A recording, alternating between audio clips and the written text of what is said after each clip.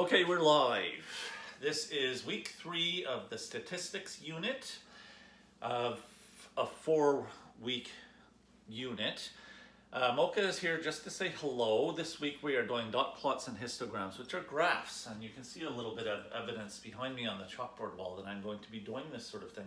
Turns out that when it comes to drawing graphs, Mocha is even less useful than she is in most of the other topics of statistics. So I'm going to let her go, and I may not bring her back. The Women's World Cup of Soccer is going on. It will be over by the time some people watch the videos. That's fine. I'm wearing a national team jersey in honor of the fact that that is happening. This happens to be Colombia. I buy jerseys of the countries that I visit, and Colombia I went to once, and I managed to buy this jersey. Now, to get into this week. This week's going to be different because I'm going to be using the homework packs. So I have the sections here for dot plots and histograms.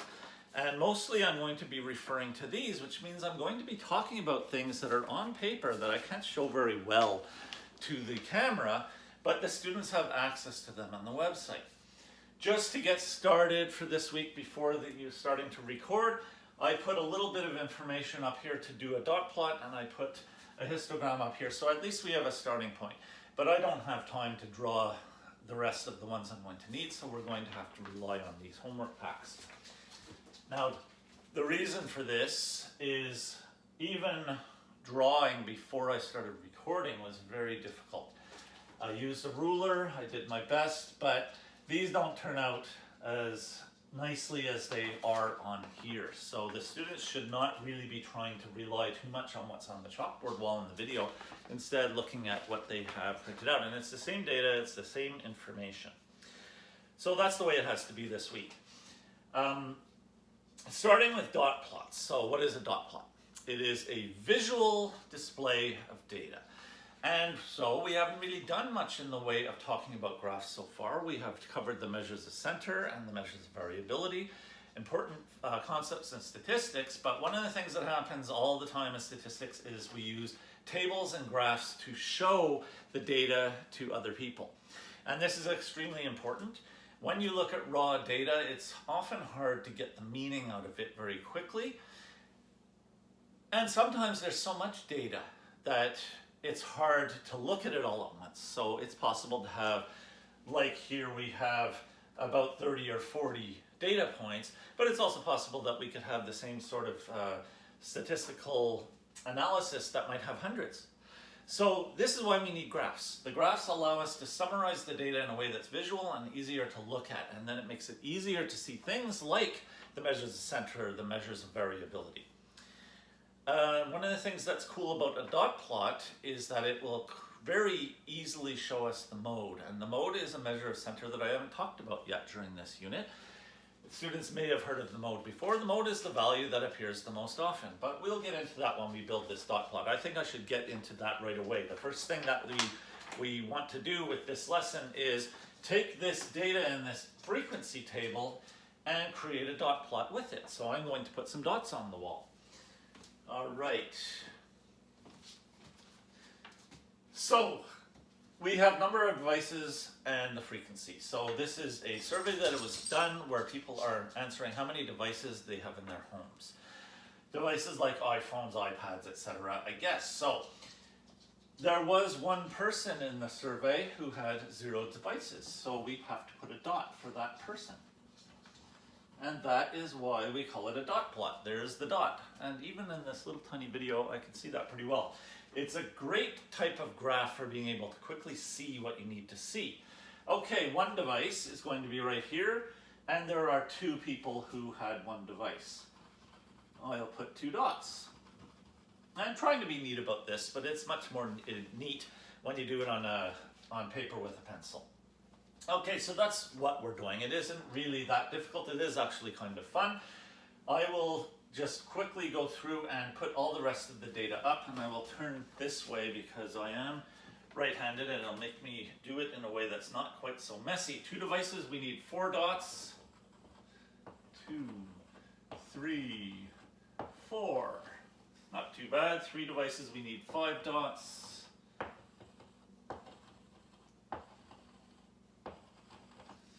4 devices, 7 dots. So there are quite a few households that have quite a few of these devices.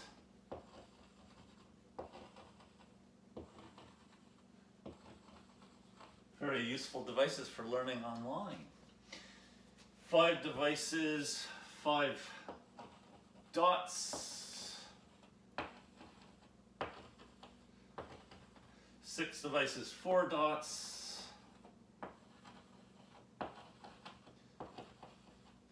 7 we have 2, okay, nearly finished. Even this takes a long time and it's part of the actual lesson. 8 devices, 2 dots,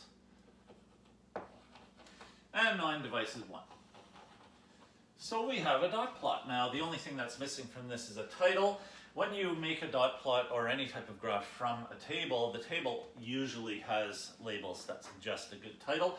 So I'm just going to call this number of devices.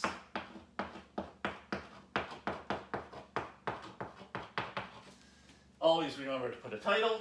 Okay, so we have succeeded in our first quest, which is to take a frequency table full of data and create a dot plot with it. Let's think about the shape of the dot plot now. When we're asked about the shape, we're looking to see, is the data evenly balanced? Is it symmetrical? Is it asymmetrical? Is it skewed to the left, skewed to the right? These are all concepts that we want to cover. This data is actually very symmetrical. Now, when you ask this question, of course, there can sort of be a matter of opinion involved. Some people would say it's beautifully symmetrical, and other people would say, well, no, not really. Look, there's 4 over here, and there's only 2 over there. It depends on how fussy you want to be. Generally, this is a very symmetrical dot plot, and you don't have to try to find a perfect symmetry in it. When it's symmetrical, it does some useful things. For instance, the median is most likely to actually be in the center, and the median, of course, is a measure of center. So the median is more likely to actually be in the center of the dot plot if the data is symmetrical. The mean is also more likely to be in the center of the dot plot if the data is symmetrical. And then a third measure of center is the mode. Now, mode is not necessarily the best measure of center because it could be that we have collected data and under 9 devices there may have been 25 people. We'd have dots going way up here. The mode would be way over there. It wouldn't be in the center. So mode isn't quite as good as mean and median are at finding the center of the data, but it is still considered a measure of center. And in this case, the mode is in the center. The mode is 4. Now, that's another thing to talk about. When students are asked for the mode, from a frequency table or from a graph, the temptation can be to look and find that 7, which tells us where the mode is, and say the mode is 7. But the mode is not 7. 7 is the frequency. The data, the number of devices, is 4. So the mode is 4 in this case. And it is very central. Okay, what do I want to talk about next?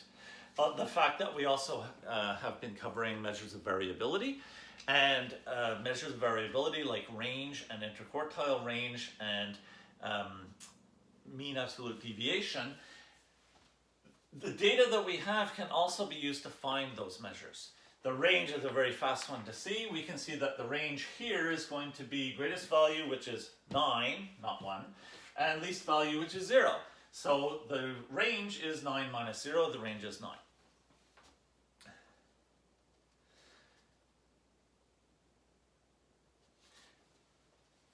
Talking a bit more about mean and median. When you have data that is skewed, and I think I'm going to have to draw a picture. I'm going to draw a sloppy little dot plot right here. Skewed, what do I mean by skewed? Skewed means that the data is lopsided in one direction or another. So I will draw some, we already have a nice dot plot that is symmetrical. I'll draw a quick little dot plot that is skewed. So let's say I have 4 dots here, and then 3 dots, and then 1, and then 2, and then 1, and only 1 over here. So this is a skew to the right because the climb towards these low numbers, the side of the data that is stretched out is on the right side. So we will say this is data that is skewed to the right. if we want to play with this a little bit, we can make it into a quick little dot plot that is skewed to the left instead. So if I change it so that it looks more like this. Okay, so I'll just draw a little circle around it because it is getting confusing. It's getting mixed up with my other dot plot. At this point, I am starting to have a dot plot that is more skewed to the left. I'm not really sure where I want to put it, but anyway, it is stretched out more on the left side, so now this data has been skewed to the left. When you have data that is skewed to the left or the right, what it does is it makes the median a better measure of center than the mean. When the data is symmetrical, then the mean is considered the best measure of center.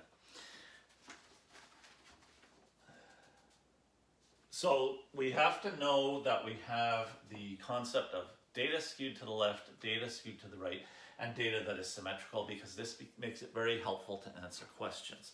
I have gotten through the whole first page of this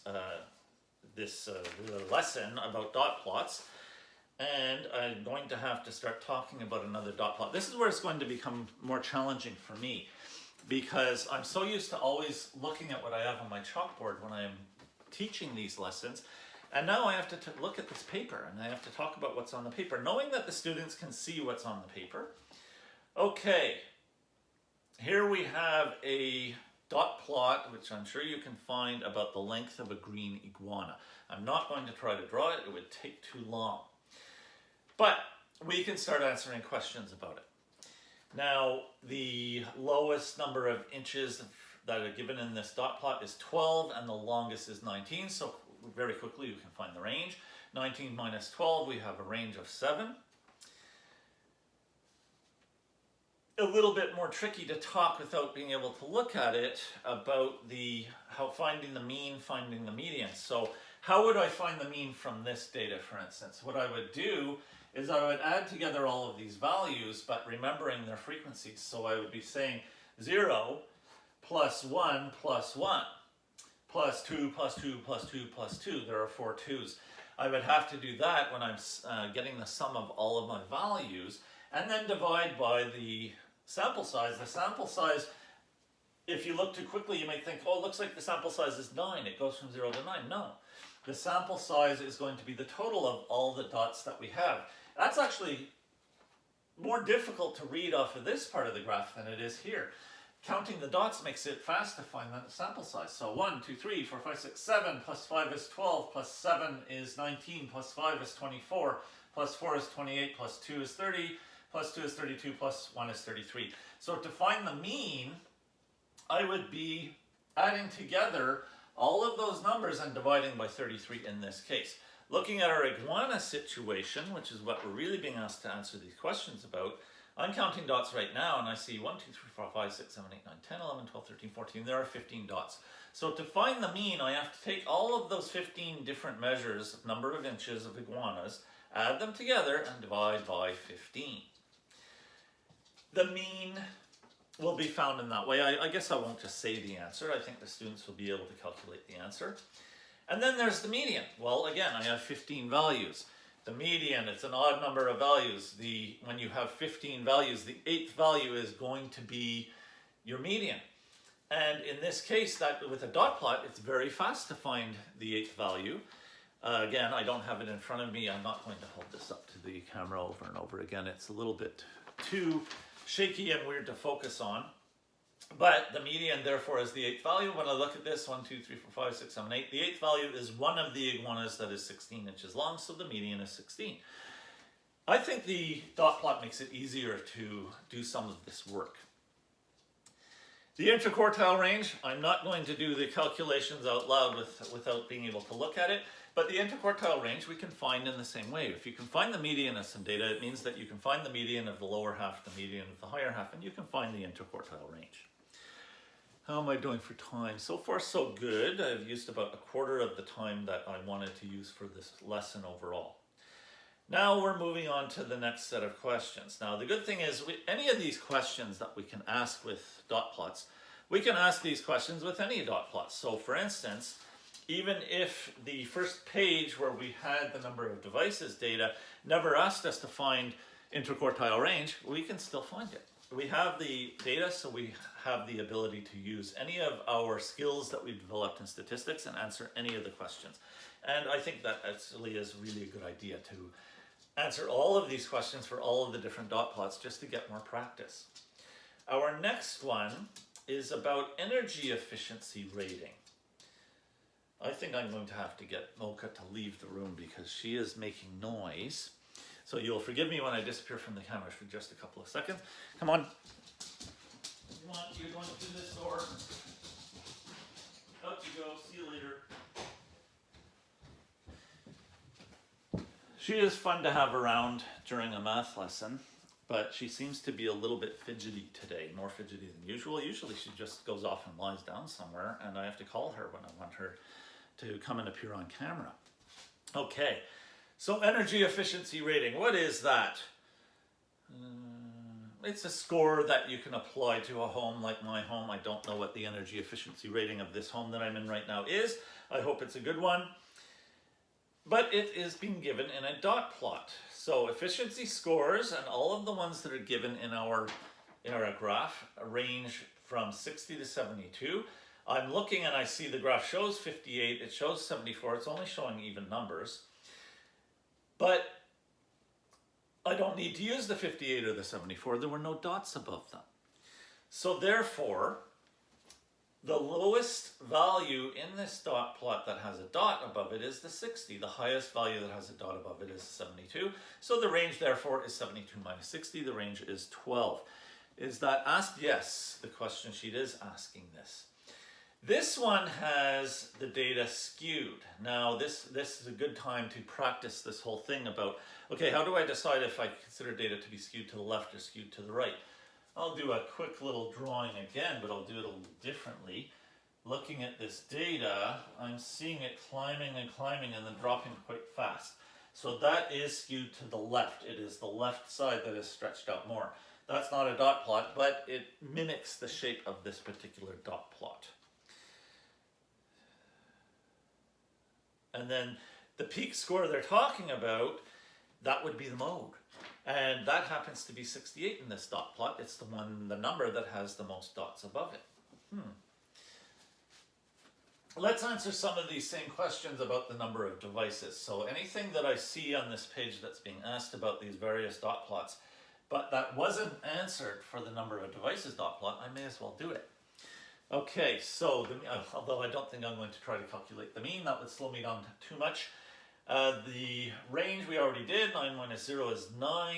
The median, we had 33 values, if I'm remembering correctly. I'm going to double check that.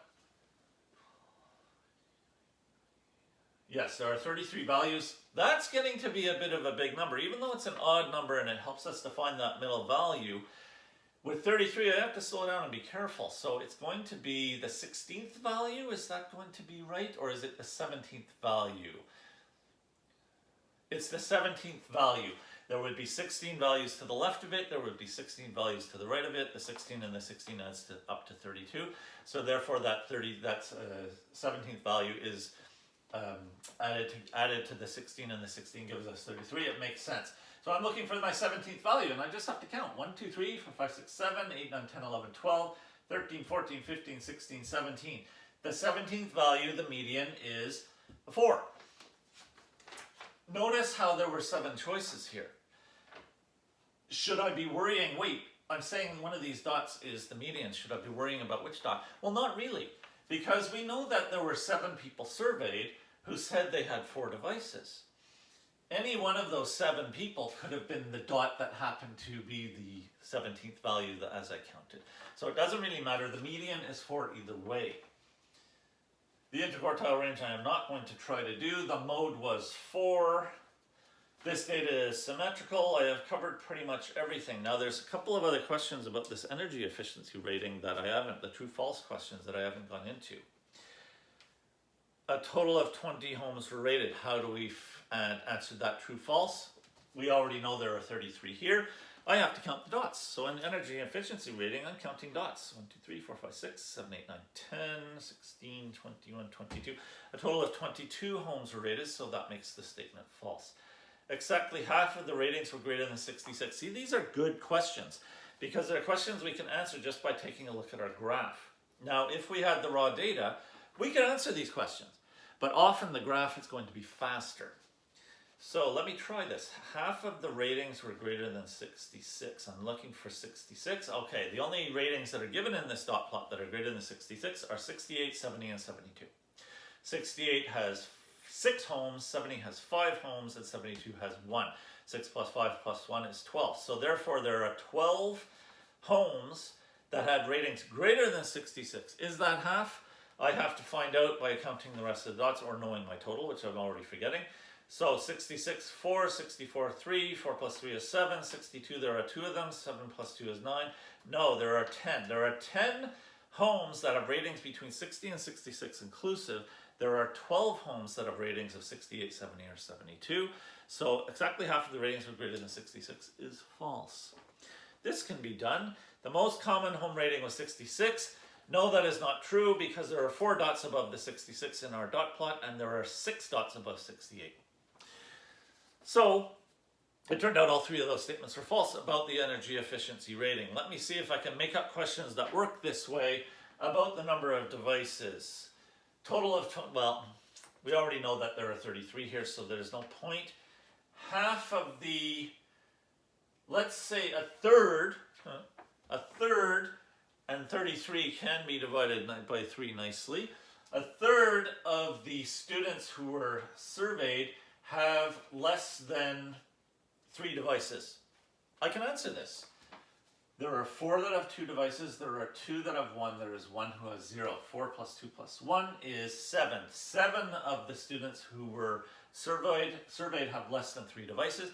7 is not a third of 33. 11 is a third of 33. So that ended up being false. Good. We can practice answering this sort of question, all of these sorts of questions on all of our dot plots. And of course, saying the most common number of devices was 5, we'd quickly be able to say that that is false because we see that our mode's sitting there and it's at 4. Now, one last thing to talk about from this page, and it's again going to be useful for me to draw a quick little dot plot or two, is again this idea of symmetry. When a dot plot is symmetrical. This is such a great example of a typical symmetrical dot plot. But of course, sometimes weird things happen with your data.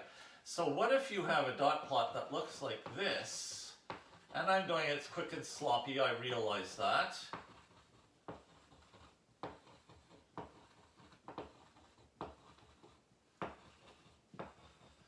Is this symmetrical? Yes. It doesn't have the peak right in the middle the way that one does, but that's not what we're asking right now. We're asking, is the left side a mirror image of the right side? And yes, this is a very symmetrical dot plot.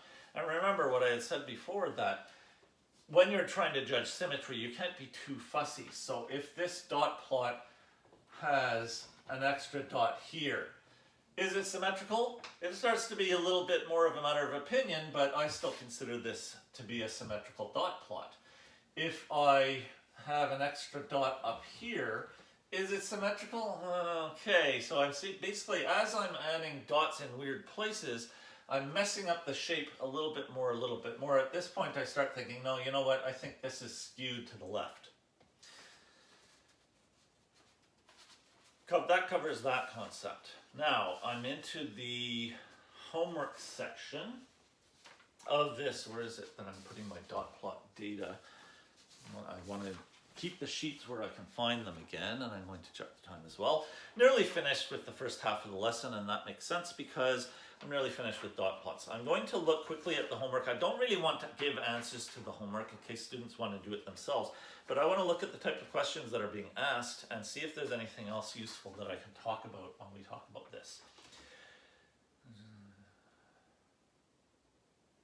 Okay, so we have a bunch of students are being asked to make dot plots from different sets of data, and I'm quickly taking a look at them. And we're talking about the same concepts. We're asked which of the students has a dot plot that has a range of 5, which is skewed right, which is symmetrical, which has a median of such and such. So it is the same type of questions. So let's look very quickly at range. And interesting too, another thing I'm seeing is an example which I'm not going to try to draw, it would be too slow. An example where some of the dots are in between the numbers that are used in our scaling. So I don't want to change the number of devices data, but what if, and I'll change colors of my chalk just for the purpose of this. What if we had different type of data? So if I change this, it's not about number of devices. Maybe it's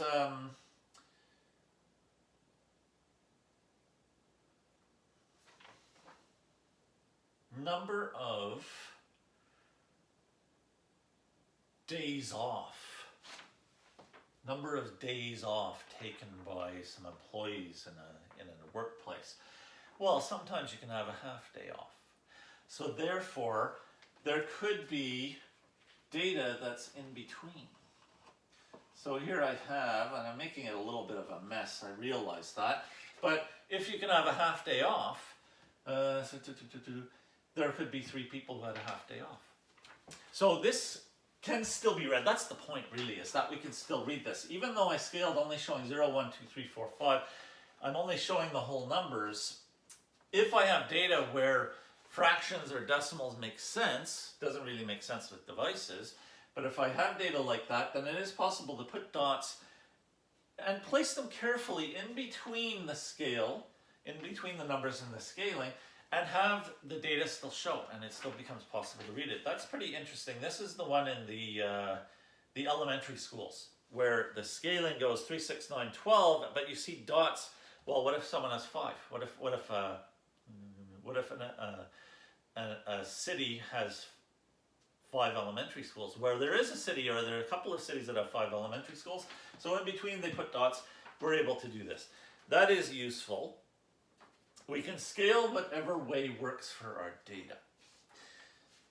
And then the thing that's important is that it's still readable. The person who's trying to look at the graph, it could be a student trying to look at the graph to answer a question, but it's not always about students. Graphs like this can be used anywhere in the rest of the world outside of the math class. And they're very useful. If you read newspapers, if you read news online, science news, things like this, you're going to encounter a lot of graphs. When you look in textbooks, I studied biology, so I saw a lot of graphs in my textbooks. The graphs are helpful. The reason to have a graph, we're back to this, the reason to have a graph is because it is more easy to see the important things that are happening with the data in a graph than it is when you just look at a collection of numbers. And that will be it for dot plots. I'm going to move on and talk about the histograms. And just for the sake of tidiness, I'm going to erase these yellow dots, because I don't want to erase the entire dot plot, and I want it to continue to make sense with the data that it's supposed to be reflecting. Now, this thing about yellow chalk, you'll notice I don't use my yellow chalk or my color chalk very often. I will tell you I had a wonderful thing happen yesterday. It's been at least 2 years. I bought a new box of chalk. You have to be a teacher, I guess, to get excited about buying a box of chalk. A nice big box of 100 pieces of chalk. I was very happy to do that, and it's a good thing I did, because I was starting to struggle to find my last few pieces of chalk and put them into these chalk holders. Where did I put my chalk holders? And one of the things that happened was I put this piece of chalk in this pink chalk holder, and I used it a lot when I was building this dot plot, and I was realizing there's something funny about this piece of chalk. I'm fussy about chalk, so I buy at the Canadian version of Staples, the Quebec version of Staples, I buy good quality chalk, and I do not buy chalk in the dollar store, and this is why. Not really sure where this piece of chalk came from, but it's more crumbly and it doesn't clean as well when you're trying to erase, so I'm fussy about chalk. Another thing that I'm fussy about though is the color. I did buy a box of colored chalk, and it looks lovely, and I really would like to start drawing with it. But I just know that, especially when using video or Zoom, that the colors don't show up as well. Whiteboard markers with different colors show up okay. Some of the colors are all right. When I'm doing whiteboard on videos, I'll use the red and the blue besides the black. But I tend to avoid all of the other colors because they don't show up as well, and then people can't see what you're doing. Same thing with chalk. The colored chalk doesn't show up as well, but I had a reason to want to use yellow chalk when I was building this histogram right here. Okay, so the dot plot was challenging. I got my meter stick / yardstick. It's one on each side, but I used the meter side because the convenient thing about a meter stick is that every decimeter is marked, and it allows you to draw a nice axis like this one and divide it into 10 equal pieces, which was very useful for the number of devices graph. And I managed to use that crumbly chalk to do this, but by the time I moved over to the histogram, I gave up on the crumbly chalk partway through, and I switched to my good quality chalk because it was getting very difficult to show this. This was very difficult to draw. I don't think it shows up that beautifully on the video, but I think it is still legible. Fortunately, the students still have access to the same histogram on the website provided homework pack. So talking about a histogram, it's just another type of graph. So we use histograms for the same reason that we use dot plots, and the same reason we use all the other types of graphs that are used in statistics. They are visual, they allow us to see things. Now, how does a histogram work? It looks like a bar graph, but the bars are touching. And that is really the main difference between a histogram and a bar graph, is when you want to show your data in a way that shows that you get a borderline between two of the bars, which is very, very, very slim.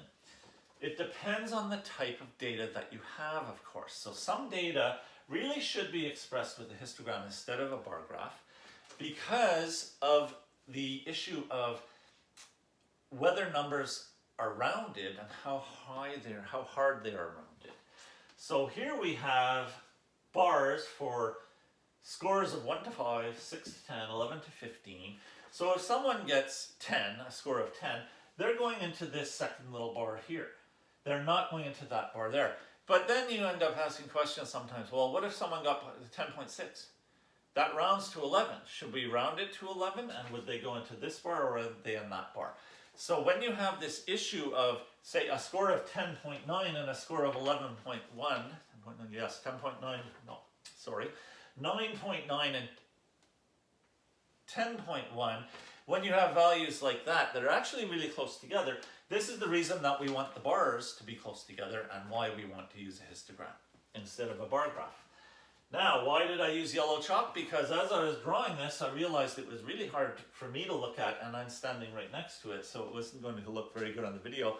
When I look at it on this, looking on the camera right now, this must look weird. I'm too close. He's too close! He's too close! Get away from the camera, Doug, please. What I did was I used the yellow chalk to put lines in between the bars just so that it didn't look quite so messy, and it seems to have helped a bit. I have no idea if anyone is going to look at this later on a device is going to be able to see the yellow. You tell me. Okay, so we have national ACT exam scores. The scores, the range is 34. How do I know that? Because the scores, the lowest score is 1, the highest score is 35. It's not really all that different from the dot plot, is it? It has this shape, and a dot plot would also have a kind of a shape. I could maybe take this data and make a dot plot out of it. I could maybe take this data and make a histogram out of it. It's a matter of choice. When you're deciding which graph to use, you're trying to choose the graph that is going to make people able to read the data the best. And which graph is the best one to use sometimes can be a matter of opinion. So we have a range of 34, 35 minus 31. We can see that the data is sort of symmetrical. It's not quite as symmetrical looking as this one, but I would still want to call this data symmetrical. Okay, let's talk a little bit more about this specific histogram. Now this is where when the students look at the homework pack, they can trust their graph a little bit more on the homework pack. I will briefly show it to the camera. There it is. That one. Neater than mine. So it's going to be a little bit easier to answer the questions, and let's actually put me to the test. I'll look at the questions without looking at the answers, and I'll try to answer them with my histogram that's a little messy and chalky, and then I'll also try and answer them with the printed version, and I bet my answers are going to be a little bit more trustworthy with the printed version. So first question.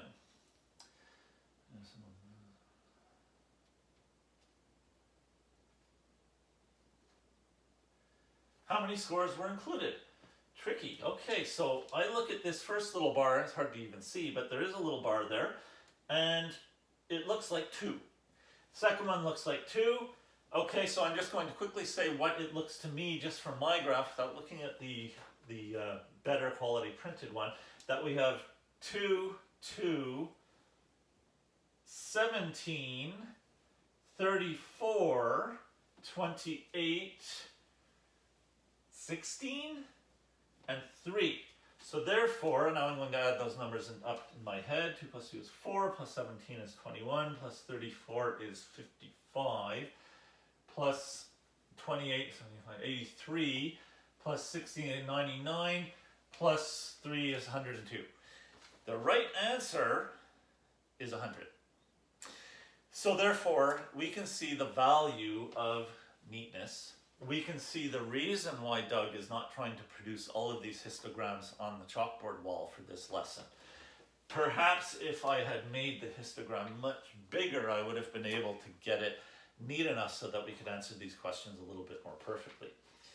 Okay, and where are my mistakes? The only mistakes it turns out that I've made now that I look at the printed version are I was seeing these as both being 2, but they're actually 1. And now that I look at the printed version, I say, yeah, that's 1. So a little more difficult to be neat when you're using chalk. Okay, now the number of scores for each ranges are being asked for. I already have provided that, so I'm not going to answer it again. Which range of scores represents 17% of the data? This is a really good question. It is so important that we already answered the question, well, how many scores are represented, and found out that it was 100. Now, if it was an odd number like 103 or 117, it would not be quite so quick to answer some of these questions.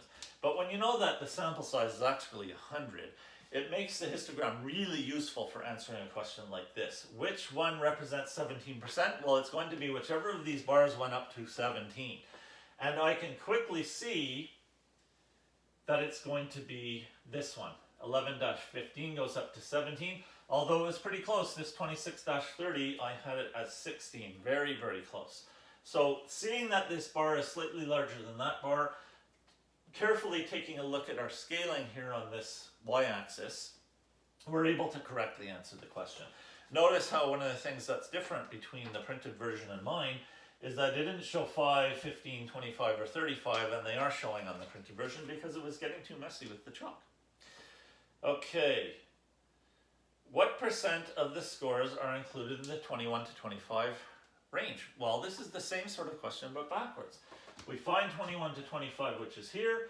We look at the size of our bar. I believe that I said that is 28, and I still believe it is 28.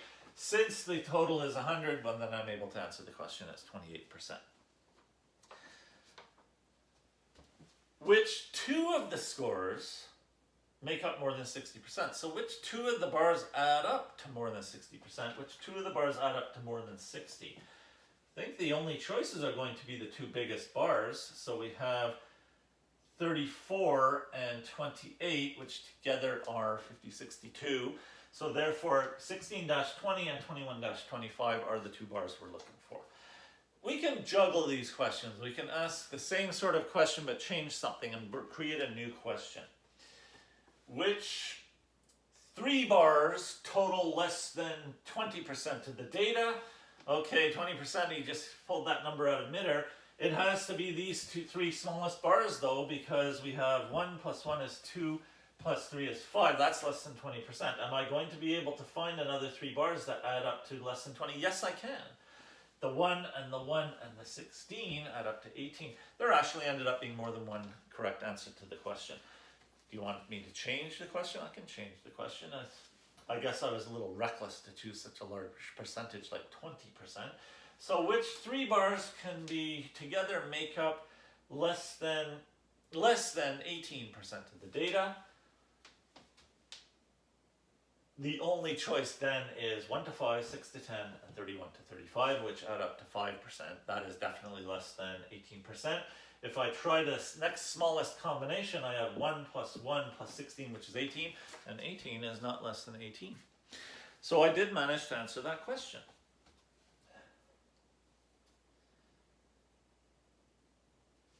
Now we're talking about the symmetry. We consider this symmetrical. What does this tell us? It tells us that the mean and the median are both going to be quite central, but we will trust the mean more. Because whenever the data is symmetrical, we consider the mean to be a better measure of center. So where is the mean going to be? Now we can start doing calculations to answer this question, but we can also just look at the shape of the graph and make a sort of an educated guess. The mean is probably going to be in the 16 to 20 range, and the median probably is also going to be in the 16 to 20 range. Am I right? I think I am right. Now, I'm not going to necessarily stop and do all the calculations to check all of these questions. So, and we have another situation where all three of our measures of center, the mean, the median, and the mode, are actually quite central. The mode is definitely going to be 16 to 20. It's the tallest bar. It works the same thing as the tallest stack of dots in the dot plot. We can find our mode very quickly with this graph. So when mean, median, and mode are all very central, which is the best? The mean is the best, the median is the second best, the mode is the one that we choose. Usually, I tend to only want to choose the mode when my data is not numeric. When my data is, I'm trying to remember the word for it, categorical. When the data is categorical instead of numerical, well, the mode starts to become very useful, and to me that is the best reason to consider the mode to be one of our measures of center that we can use in statistics. When the data is categorical, not numerical, you can't calculate the mean. You can't calculate the median either. You need those to be numbers. So therefore the mode becomes the only measure of center, and that's when we tend to use the mode. What other questions can I talk about with this particular histogram before I venture into these other histograms on the other page that we can't see on the chalkboard? It's more true-false statements. Number of scores between 1 and 5 and 26 to 30 is equal to the number of scores between 11 and 15. 1 to 5, there's 1 of them. 26 to 30, there were 16 of them. 1 plus 16 is 17. Is that equal to the number of scores between 11 and 15? That was 17. The answer in this case, it's true. The number of scores between 16 to 20, this big bar, is double that of 11 to 15. 34, 17. Yes, 34 is exactly double. That was an easy question to tempt me to think, no, it's unlikely that it would be exactly double. I would think that's too much of a coincidence. But we can ask the question over again, changing it. The number of scores between 16 and 20 is exactly double the number of scores between 26 and 30. That's this one over here. It would be easy for me to accidentally say, yes, yeah, look, it's twice as tall, the bar, it's double. But of course, we know that this is 34 and this is 16. 34 is not double 16. So we can play around, make up our own questions as much as we need to. There are an equal number of scores between 11, 15 and 26 to 30. Well, we already know the answer to that question. We've talked about it enough. We know that this is 17 and that is 16, so they're not equal. There are equal number of scores from 1 to 5 as there are from 6 to 10. Yes, both of those are 1. Okay. So the histogram is very useful to allow us to very quickly look at it and come up with answers. But if you want your answers to be accurate, you have to be really carefully looking at the scaling, and it becomes crucial that the graph is neat. This graph, not quite neat enough, not as good for answering the questions as the one on the page. Okay, I'm moving on to the second page of the homework pack. So now we're talking about a histogram I don't have on the chalkboard wall behind me, and I have to be resourceful and fight my way through it the best I can. We have a library survey about the age of library patrons, and we are being asked a bunch of questions about the histogram. Now, I'm going to look at the histogram before I look at the questions, and I'm going to start trying to analyze it because that will give me some context to help me decide how I answer the questions. So the lowest age that they're showing is 10. The lowest range is 10 to 19. So ages that start with 1. Then we have 20 to 29, 30 to 39, 40 to 49, 50 to 59, 60 to 69. So the oldest person in the survey was 69 years old. The youngest person in the survey was 10. Or we actually don't know that for sure. The oldest person in the survey was in their 60s. And the youngest person in the survey is in their teens, or I guess we have to count 10 and 11 and 12 as part of the teens. I have to watch my language here. So that's interesting. The histogram, because we have this range, so for the lowest age range, for instance, from 10 to 19, because we have this range from 10 to 19, can we conclude that there are 10-year-olds in the survey? We actually can't. So the range question becomes a little tricky. If I just want to look at the largest number, I see 69 as being the oldest age that's being considered. I see the youngest age is 10. 69 minus 10 is 59, so therefore the range of the data is 59. Is that true? We actually don't know for sure because we don't have enough information about whether there were actually any 10-year-olds in the results, whether there were actually any 69-year-olds in the results. Interesting. What else can I see from this? The smallest bar in this histogram is from 40 to 49. Why would people that age be less likely to go to the library? I don't know. The highest bar is from 20 to 29. Well, my question might be a little bit easier to answer. Why would the highest bar in the library age ranges be 20 to 29? Could it have something to do with college? I don't know. I just do know that when I went to college and university, I did spend quite a lot of time in the library. But of course, some people start college before they're in their 20s. And some people go to college and university well after they have finished their 20s. So we can draw some conclusions, we can have opinions, but we're not getting exact answers, are we? I still haven't tried to answer any of the questions or looked at any of the questions. I'm just thinking about the data. There are 15 patrons in the range from 20 to 29. Then I have to be careful. That one was an easy one because these lines kind of help me when a bar hits a line perfectly, which none of these bars did.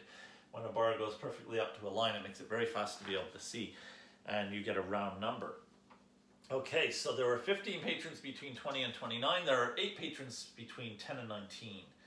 There are 6 between 30 and 39, 2 between 40 and 49, 7 between 50 and 59, and 12 between 60 and 69. I need to know my sample size. I need to know how many people there are, so I'm going to have to add those numbers together. So 8 plus 15 is 23, plus 6 is 29, plus 2 is 31, plus 7 is 38, plus 12 is 50. So very conveniently, this library patron's histogram has a sample size of 50. That's useful. It's not quite as quick to answer questions about percentage as this one was because we had a sample size of 100. Very convenient for percentage. But of course, a sample size of 50 is quite convenient for percentage. So to answer questions about percentage, I have to slow down a little bit. If I see, for instance, not looking at a question yet, that there are 2 people in the histogram in the 40 to 49 age range, I have to remember, wait, I have to multiply that by 2. 2 people 40 to 49 on the histogram means 4% of the people in the survey are in the age range 40 to 49. So figuring out percentages in this case will involve doubling the numbers that we see on the graph. Very helpful, not too difficult to do in our heads. Okay, what else can I see about here? Well, I can see that this data is not very symmetrical.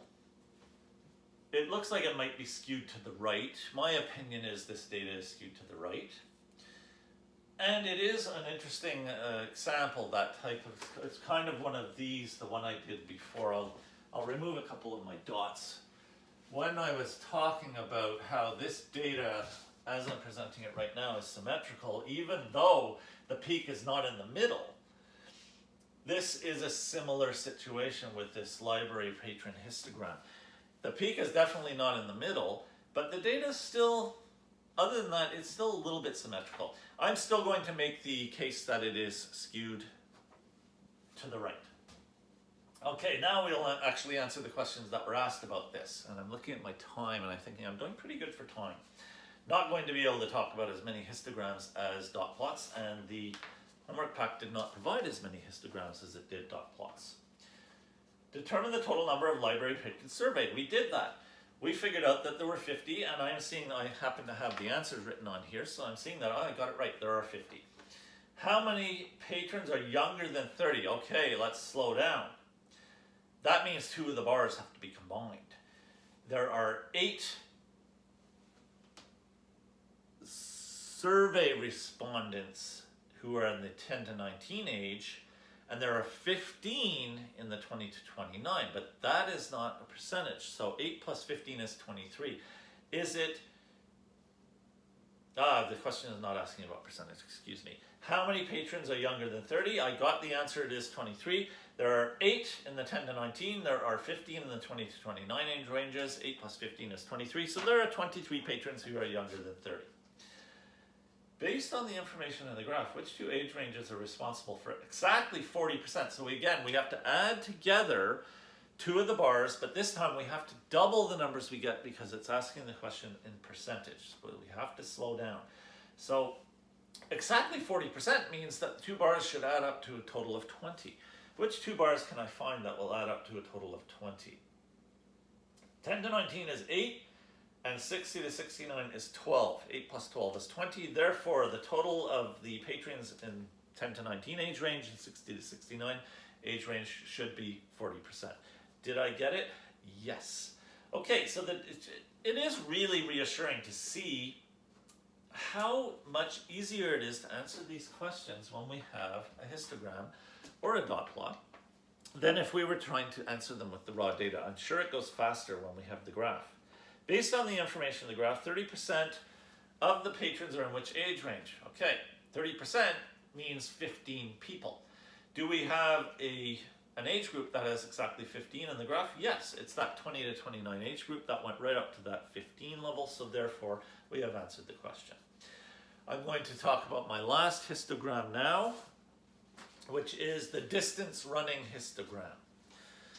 Okay, as soon as I saw this, I sort of got interested because I used to do some distance running not too many years ago. I quit running when I got Mocha because I started walking her instead. And when she was a puppy especially, but I have to say this even now, Mocha, I see some people who will run with their dog running next to them, and I've seen people even riding their bikes with the dog on a leash next to them. And I don't really want to try doing this with Mocha. She has too much of the silly bouncy run in front of your legs type, and she definitely was like that when she was a puppy. So what I did was I quit running. What I used to do was run 5K. Now, is this miles or kilometers? Yes, it is miles. So I have to do a little bit of conversion. I used to run the 5 kilometer, and I used to do it, and this is where I found it kind of interesting when I looked at this graph. I used to do that 3 times per week. That was how I trained. I didn't run it very fast. I'm not trying to pass myself off as some Olympic runner or anything like that. I was always when I did enter races, I was always one of these, well, I was always the slowest in my age group, which at that time I was in my 50s. So men in their 50s includes a surprise, well, and when you go to races, 5K races, it includes a surprising number of men who can run 5K very fast, even though they are, older guys. Pretty impressive. So one of the races, there were 33 of us in that age range. Here we are. We could have given this data in a histogram if we wanted. There were 33 of us in the age range 50 to 59, and I finished 33rd. And in fact, every race that I ran in my age group for males, I finished last. But it did not mean that I finished last in the race overall. There were people from other age groups who would finish after me. And it really wasn't about age, it was about whether people were beginners or not. The beginners can't run as fast as the more experienced runners. I never really worked too hard on trying to become very fast. I was just really pleased when I could finish a race, meaning that I ran the whole way. It was important to me. I do not want to stop and walk. I want to run the whole way. So I would run really slowly, and I'd manage to run the whole way.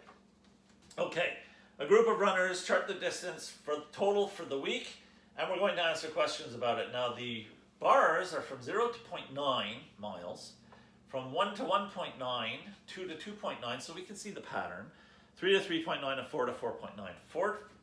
4.9 miles, though, is further than 5 kilometers. So I have to do my conversion to see where I would put myself in this histogram. When I ran but the thing is, I would run the 5K 3 times per week. So that's a total of 15K. 15K is, 10K is 6 miles, and this is not a perfect conversion. But a quick, easy to remember one is 10K is equal to 6 miles. So 15K therefore is 9 miles. And this histogram doesn't go as high as 9, it only goes up to 4.9. So the type of distance running that we have in this histogram does not represent the type of distance running that I was doing, or the type of training I was doing. Okay, how many runners run between 3 and 4.9? So here we are adding together bars, but we are not being asked a percentage in this case. I am checking my time and I'm doing really well. By the time I get to the end of this bunch of questions about the distance running, I am going to have hit the end of my hour and we will be finished with the histogram and finished with this week's lesson. How many runners run between 3 and 4.9? So that means the 2 bars on the right. The 3 to 3.9 goes up to 8. And the 4 to 4.9 is 12. 8 plus 12 is 20. 20 of the runners in this survey run between 3 and 4.9 miles each week. How many runners run less than 4 miles each week?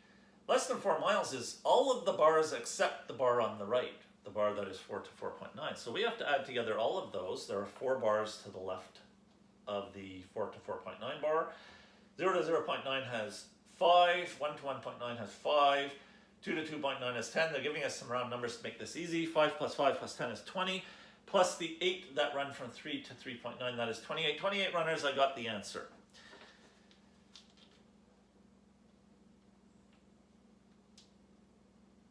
Now, we never got into the percentages, so I need to find out what my total is. So I'm adding together the 5 bars. 5 plus 5 is 10, plus 10 is 20, plus 8 is 28. Plus 12 is 40. We have a round number. It's not quite as convenient as the 100 round number from the ACT scores or the 50 round number of the library patrons, but even around a sample size of 40 gives us a chance to be able to calculate percentages in our heads, or without too many mistakes at least. 25% of the runners surveyed run 4 to 4.9.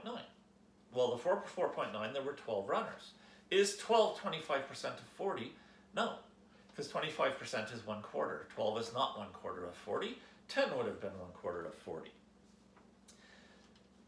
1/3 of the runners surveyed run 2 to 2.9. That's going to be tricky because 40 doesn't divide by 3 that evenly. So I have a feeling that is not a correct statement. 2 to 2.9, though, to specifically answer it, to give the correct answer, is 10. That is 1/4. That is 25%. It's not 1/3, it is 1/4. 1/5 of the runners, there, 1/5, that's handy because 40 divides by 5 quite easily. 40 divided by 5 is 8, so therefore I haven't even read the second half of the question. 1/5 of the runners means 8 runners. 1/5 of the runners run 3 to 3.9, and yes, the 3 to 3.9 bar does go up to 8. That is a correct statement. Finally, the number of runners surveyed who run less than 1 mile, that's the bar on the left, is equal to the number of runners surveyed who run 3 to 3.9. That is the 4th bar. That is not true. They are not equal. The less than a mile is 5 runners, and the 3 to 3.9 was 8 runners. It's not equal. So we're able to answer this sort of question, and even with percentages, we can manage to answer the questions. I'm going to see if I can quickly give the percentage from each of the 5 age ranges, miles ranges. So 0 to 0.9 is 5 runners out of 40. 5 out of 40, what percent is that? That is 12.5%. How am I doing this? 5 out of 40, if I do 80, it's 10 out of 80. Wait, what if I take 5 out of 40 and I say how many would that be out of 20? I'm cutting it in half. 40 divided by 2 is 20. 5 divided by 2 is 2.5. So 5 plus 5 plus 2.5, that's what I did. So I was able to convert that into a percentage, but I had to use a decimal. 1 to 1.9, that's a bit of an easy one because it's also 5 runners. So that's also going to be 12.5% of the runners. 2 to 2.9 is 10 runners. We know that's 1/4 of 40. That's a fast one. So that is 25%. 3 to 3.9 is 8, which is exactly 1/5 of 40. We already know that. And so therefore that's 20%. 1/5 is 20%. And 4 to 4.9, 12 out of 40. 12 plus 12 is 24 out of 80. 12 out of 40, when I divide them both by 2, is 6 out of 20. 12 plus 12 plus 6, 30%. I think it's 30%. Correct me if I'm wrong. I have gotten to the end of my time. It is weird. This has been a weird lesson, I have to admit it. I found it strange. It's so different from what I usually do, but I'm happy that I managed to fight my way through it. I still think it's useful. It becomes so conversational the way I'm doing it without constantly writing things and doing calculations on the chalkboard wall, but it worked. And the thing is about statistics, something I've always thought about statistics, is it is a very conversational math topic. When I teach statistics in the classroom, when I find that I have students doing the statistics book, I need that sip of water. My mouth gets dry. I'm talking and talking and talking. So that is just one of the facets of this topic, the topic of statistics. Now, what is going on next week? I'm trying to remember. Oh, we have the quartile diagrams. Yeah, that's going to be fun. And then I think we have a bit of a review. This is all going to be fun. The whole unit has been fun. I want to say thank you to the Supercharged students for being patient with me as I stumble through this week's lesson, talking about things that I'm looking at on a piece of paper and using chalkboard graphs that are a little bit messy. I'm pretty happy with the way it turned out, though. I will see you next week for the final week of our unit on statistics. And for me and Mocha, I'm going to say goodbye.